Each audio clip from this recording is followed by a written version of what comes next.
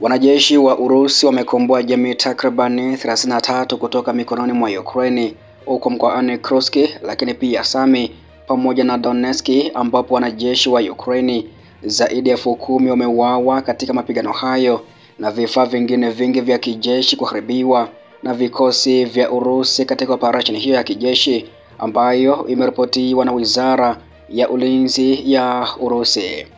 Pia kufuatia operation za kijeshi huko mkoani Kursk nchini Urusi, Rais wa Marekani Bwana Donald Trump amemuomba Rais wa Urusi Vladimir Putin kuokoa maisha ya wanajeshi wa Ukraine waliozingirwa huko mkoani Kursk nchini Urusi. Basi karibu sana katika undani wa ripoti hizi ambazo utasikia kiundani kabisa kuhusu ripoti ya operation za ukombozi za wanajeshi wa Urusi katika maeneo mbalimbali ya huko Kursk, lakini pia huko Sami jirani kabisa na Kursk, ambako wanajeshi hao wamefanikiwa kukomboa makazi au jamii 33 kutoka mikononi mwa Ukraine. Hivyo basi unaweza ukanifuatilia mwanzo hadi mwisho ambako utasikia kiundani kabisa ripoti hii ya operation za Urusi dhidi ya vikosi vya Ukraine kwa siku 7 ambazo pia wizara imeweza kuainisha ripoti hii. Pia unaweza ukajiunga na grupu letu la WhatsApp ambako pia huko taarifa za kivita na matukio ya kivita nimekuwa nikiyaweka moja kwa moja kutoka mstari wa mbele wa kivita, ambako sasa unaweza ukajiunga moja kwa moja kwa kulipia kiasi cha shilingi 2500 kupitia nambari ya Tigo Pesa kwa zamani, sasa ikifahamika kama Mixx by Yasi, ambayo ni 0679619650, yani 0679619650. Hii ndio nambari pekee pia ambayo itakuwezesha kujiunga na grupu letu la WhatsApp, ambako pia utapata nafasi ya kushuhudia matukio ya kivita ya moja kwa moja kutoka mstari wa mbele wa kivita huko nchini Urusi, lakini pia nchini Ukraine. Hivyo basi karibu sana pia muda wote ambao utawiwa kushuhudia matukio ya kivita hayo kutoka mstari wa mbele wa kivita moja kwa moja kabisa kutoka eneo husika la mapigano baina mwa Urusi na Ukraine. Nikianza na taarifa ya ukombozi wa jamii 33 kutoka Ukraine, ambako wanajeshi wa Urusi walikomboa jamii takribani 33 katika mkoa wa Kursk, Jamhuri ya Watu wa Donetsk na mkoa wa Sami katika wiki ya Machi 8 hadi Machi 14 katika operation maalum ya kijeshi nchini Ukraine. Wizara ya Ulinzi ya Urusi imeweza kuripoti hivyo siku ya Ijumaa, yani Machi 14, kuhusu taarifa ya operation hizi za kijeshi ambazo zimefanikiwa kukomboa takribani makazi au jamii 33 kutoka Ukraine. Wakati wa juma, vitengo vya mapigano vya kaskazini vya Urusi viliendelea kuharibu vikosi vya kijeshi vya Ukraine kwenye eneo la mkoa wa Kursk,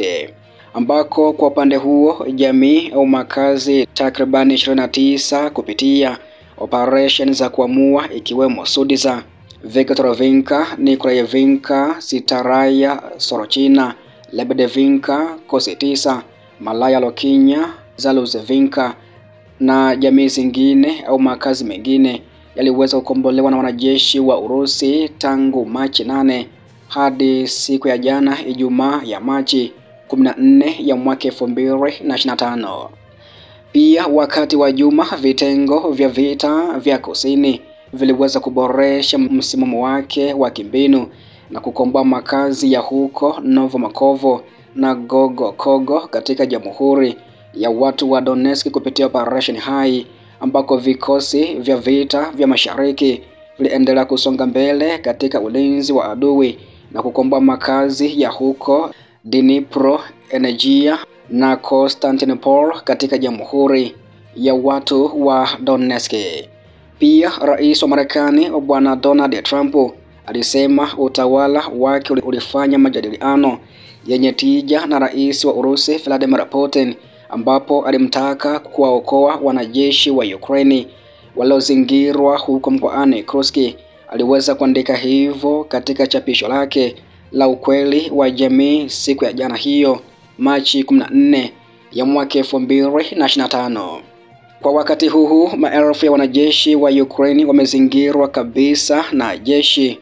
la Urusi na wako katika hali mbaya sana na hatarishi. Trump aliweza kuandika hivyo, ambako alisema ameomba sana kwa rais wa Urusi Vladimir Putin ya kwamba maisha yao yaepushwe. Hayo yatakuwa mauaji ya kutisha ambayo hayajaonekana tangu vita vya pili vya dunia. Mungu awabariki wote. Trump aliweza kusema hivyo. Pia Putin yeye alisema akitaja mafanikio ya Urusi katika jimbo la Kursk, akidai ya kuwa usitishaji mapigano ungekuwa manufaa kwa Ukraine, ambako alisema ikitokea kizuizi kamili cha mwili au askari wa Ukraine watakuwa na chaguzi mbili tu, yaani kujisalimisha au kufariki. Ndivyo pia Putin ambavyo aliweza kusema hivyo siku ya Machi 13 kuamkia Machi 14 kuhusu ripoti kutoka Kursk, pia taarifa kuhusu kusitisha mapigano baina mwa nchi hizo, ambako pia Machi 12 kabla ya kauli ya Putin, kamanda mkuu wa majeshi wa Ukraine Oleksandr Syrskyi yeye pia alikiri hali ngumu katika eneo hilo, lakini akasema ya kwamba Ukraine bado itashikilia ulinzi kwa muda mrefu iwezekanavyo na muhimu katika jimbo hilo. Na hizi ni taarifa zingine kuhusu operation za Urusi kwa ujumla kabisa kutoka maeneo mengine mbalimbali katika siku hizo 7 ambazo Wizara ya Ulinzi ya Urusi imeweza kuripoti mwendelezo au ripoti kamili ya kile ambacho pia kimefanyika kwa siku 7 za mapigano kutoka mstari wa mbele wa kivita. Utafahamu pia kuhusu taarifa hizo za operation za jeshi la Urusi dhidi ya Ukraine, ambapo vikosi vya Urusi vilitekeleza mashambulizi takribani 15 kwa silaha za uhakika na magari ya anga yasiyo na rubani na kushambulia miundombinu ya nishati ya sekta ya kijeshi na viwanda vya Ukraine kwa wiki nzima. Wizara imeweza kuripoti hivyo, ambako mnamo Machi 8 hadi Machi 14 vikosi vya wanajeshi wa Urusi vilitekeleza mashambulizi takriban 15 ya pamoja kwa silaha za usahihi na kushambulia magari ya anga yasiyokuwa na rubani, kushambulia miundombinu ya usambazaji wa gesi na nishati ya sekta ya kijeshi na viwanda ya Ukraine na maeneo ya kijeshi na viwanda vya nchini humo. Mashambulizi hayo pia yaliweza kulenga miundombinu ya viwanja vya ndege vya kijeshi, warsha zinazokusanyika na maeneo ya kujihifadhi au ya kuhifadhia ndege zisizo na rubani na vifaa vya mafunzo ya waendeshaji wa UAV wa mashambulizi, bohari za mafuta na vilainishi vya vikosi vya jeshi la Ukraine na maeneo ya kupeleka kwa muda vikosi vya jeshi la Ukraine.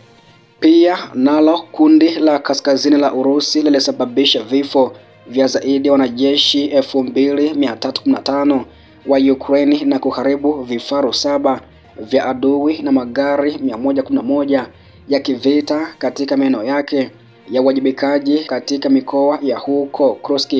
na Kharkov kwa wiki nzima, wizara imeeleza hivyo, ambako wakati wa juma vitengo vya mapigano kaskazini vya Urusi viliendelea kuharibu vikundi vya kijeshi vya Ukraine kwenye eneo la mkoa wa Kursk, ambako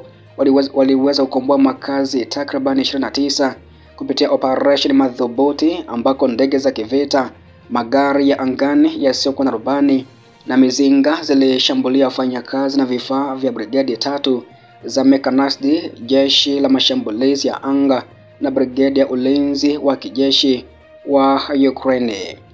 Katika mwelekeo wa Kharkov, vitengo hivyo vilisababisha hasara kwa muundo wa brigade 2 za watoto wachanga wenye magari, brigade ya mashambulizi ya anga ya jeshi la Ukraine na brigade 2 za ulinzi wa eneo. Kwa ujumla, hasara za jeshi la Ukraine katika eneo hilo la mstari wa mbele katika wiki nzima zilifikia zaidi ya wafanyakazi wa kijeshi au wanajeshi 2315, vifaru 7, magari ya kivita 111, magari 140, bunduki 56 za kivita na bohari 6 za risasi katika eneo hilo. Pia kundi la mapigano la Urusi la Magharibi lilisababisha vifo vya zaidi ya wanajeshi 1585 kwa wanajeshi wa Ukraine na kuharibu bunduki 19 za adui na vituo 15 vya vita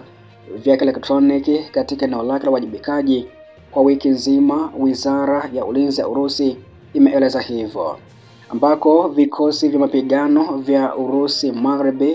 viliboresha nafasi zake za mstari wa mbele wa kivita na kusababisha hasara kati ya wafanyakazi na vifaa vya brigedi 3 zilizo na mechanized, brigedi ya mashambulizi ya milimani, brigedi ya mashambulizi ya jeshi la Ukraine na brigedi 3 za ulinzi wa eneo. Kwa ujumla, hasara za jeshi la Ukraine katika eneo hilo la mstari wa mbele wa kivita kwa siku 7 zilifikia zaidi ya wafanyakazi wa kijeshi 1585, vifaru viwili, magari 14 ya kivita yakiwemo magari 7 ya kivita ya kigeni, magari 32, bunduki 19 za kivita, vituo 15 vya vita vya elektroniki na bohari 8 za risasi, wizara ilibainisha hivyo. Nalo kundi la mapigano la Urusi Kusini liliweza kusababisha takribani vifo vya wanajeshi wa Ukraine 1815 na kuharibu mizinga 25 ya adui na ghara 15 za risasi kwa wiki nzima au kwa siku 7, ambako wakati wa wiki vitengo vya mapigano vya Urusi Kusini vilisababisha hasara kwa vikundi 4 vya brigedi, kikosi cha askari wa miguu wenye magari na brigedi ya ndege ya jeshi la Ukraine, kikosi watoto wachanga wa baharini na kikosi cha ulinzi wa eneo. Kwa ujumla, hasara za jeshi la Ukraine kutoka eneo hilo zilifikia wafanyakazi wa kijeshi 1815, vifaru vitatu, magari 16 kivita, magari 24 na bunduki 25 za shambani. Kwa kuongezea, vikosi vya Urusi viliharibu magara 15 ya silaha za jeshi la Ukraine kwa wiki nzima, wizara ilisema hivyo. Pia kituo cha mapigano cha Urusi kilisababisha vifo vya wanajeshi wa Ukraine zaidi ya 3540 na kuharibu vifaru vitatu vya adui na magari 23 ya kivita katika eneo lake la wajibikaji kwa siku 7 zilizokwisha kupita, ambako vitengo vya kituo cha vita viliendelea kuingia ndani ya ulinzi wa adui yani Ukraine na kusababisha hasara kwa vikosi vitatu vilivyo na mitambo, kikosi cha Jiga, kikosi cha usafiri wa anga na brigedi ya watoto wachanga wa jeshi la Ukraine, kikosi cha watoto wachanga wa baharini, brigedi 2 za walinzi wa kitaifa na polisi wa kitaifa wa Leuti wa shambulio la Ukraine. Kwa ujumla, jeshi la Ukraine lilipoteza zaidi ya wafanyakazi wa kijeshi au wanajeshi 3540, vifaru vitatu ikiwa ni pamoja na kifaru cha chui kilichotengenezwa nchini Ujerumani, magari 23 ya kivita, magari 42 na bunduki 26 za kivita katika eneo hilo la mstari wa mbele wa kivita kwa siku 7. Nalo kundi la mapigano la Urusi Mashariki lilisababisha vifo vya wanajeshi wa Ukraine 1085 na kuharibu bunduki 18 za adui katika eneo hilo la wajibikaji kwa wiki nzima. Wakati wa wiki hiyo, vitengo vya Battle Group Mashariki vilisababisha hasara kwa vikundi 4 vya jeshi la Ukraine, kikosi cha askari wa miguu wa baharini na brigedi 3 za ulinzi wa eneo. Kwa ujumla, Ukraine ilipoteza zaidi ya wanajeshi 1085, vifaru 4 ikiwa ni pamoja na kifaru cha Leopard kilichotengenezwa Ujerumani, magari 11 ya kivita, magari 20 na bunduki 18 za kivita katika eneo hilo. Kwa kuongezea, vikosi vya Urusi viliharibu vituo viwili vya kivita vya elektroniki vya jeshi la Ukraine kwa siku 7 zilizopita. Pia kundi la vita la Urusi Dnipro lilisababisha vifo vya zaidi wanajeshi 440 kwa wanajeshi wa Ukraine na kuharibu maghala matano ya risasi ya Ukraine katika eneo lake la uwajibikaji kwa muda wa wiki moja, ambako vitengo vya kundi la vita vya Dnipro vilisababisha uharibifu kwa wafanyakazi na vifaa vya brigade mbili zilizo na mechanized na kikosi cha watoto wachanga cha jeshi la Ukraine na kikosi cha ulinzi wa eneo, wizara ilisema hivyo. Kwa ujumla, jeshi la Ukraine lilipoteza wanajeshi takribani 440, tanki, magari matatu ya kivita, magari 43 na bunduki 6 za kivita katika eneo hilo la mstari wa mbele wa kivita kwa muda wa wiki moja iliyokwisha kupita, yani Machi 8 hadi Machi 14. Kwa kuongezea, vikosi vya Urusi viliweza kuharibu vituo 6 vya vita vya elektroniki na ghala 5 za risasi za jeshi la Ukraine kwa muda wa siku 7. Pia vikosi vya ulinzi wa anga vya Urusi viliweza kudungua ndege ya kivita ya Ukraine ya MiG-29 na ndege 1135 zisizokuwa na rubani katika wiki nzima, wizara ya ulinzi ya Urusi imeeleza hivyo. Kwa muda wa wiki moja, uwezo wa ulinzi wa anga ulidungua ndege ya jeshi la wanahewa la Ukraine ya MiG-29, mabomu 27 ya angani ya JDM iliyotengenezwa Marekani, makombora mawili ya masafa marefu ya Neptune, roketi 17 za mfumo wa roketi wa HIMARS uliotengenezwa nchini Marekani, roketi ya Vampire iliyotengenezwa huko nchini Czech. Kwa ujumla, vikosi vya wanajeshi wa Urusi viliweza kuharibu ndege 657 za kivita za Ukraine, lakini pia helikopta 283, magari 46606 ya angani yasiyokuwa na rubani, mifumo 601 ya makombora ya kutoka ardhini hadi angani, vifaru 22274 na magari mengine ya kivita tangu kuanza kwa operation maalum ya kijeshi, wizara ya ulinzi ya Urusi imeripoti hivyo kuhusu ripoti ya operation zake za kijeshi kwa wiki, yani kuanzia Machi 8 hadi Machi 14 dhidi ya vikosi vya Ukraine, ambako wanajeshi wa Ukraine zaidi ya 10,000 waliuawa katika mapigano hayo, huko pia vikosi vya Bwana Putin vikikomboa makazi au jamii takriban 33 kutoka huko mkoani Kursk, lakini pia mkoani Sami na Jamhuri ya Watu wa Donetsk. Na huu ndio mwisho wa taarifa ya operation ya kijeshi ya Urusi. Hivyo basi, taarifa zingine nitazidi kukufahamisha hapa kwenye chimbo letu la habari za kimataifa. Cha msingi, endelea kunitembelea kila siku na kila wakati kufahamu mengi zaidi kutoka vita vya Urusi na Ukraine. Pia unaweza ukajiunga na grupu letu la WhatsApp, ambako pia huko taarifa za kivita na matukio ya kivita nimekuwa nikiyaweka moja kwa moja kutoka mstari wa mbele wa kivita, ambako sasa unaweza ukajiunga moja kwa moja kwa kulipia kiasi cha shilingi 2500 kupitia nambari ya Tigo Pesa kwa zamani, sasa ikifahamika kama Mixx by Yasi, ambayo ni 0679619650, yani 0679619650. Hii ndio nambari pekee pia ambayo itakuwezesha kujiunga na grupu letu la WhatsApp, ambako pia utapata nafasi ya kushuhudia matukio ya kivita ya moja kwa moja kutoka mstari wa mbele wa kivita huko nchini Urusi, lakini pia nchini Ukraine. Hivyo basi, karibu sana pia muda wote ambao utawiwa kushuhudia matukio ya kivita hayo kutoka mstari wa mbele wa kivita moja kwa moja kabisa kutoka eneo husika la mapigano baina mwa Urusi na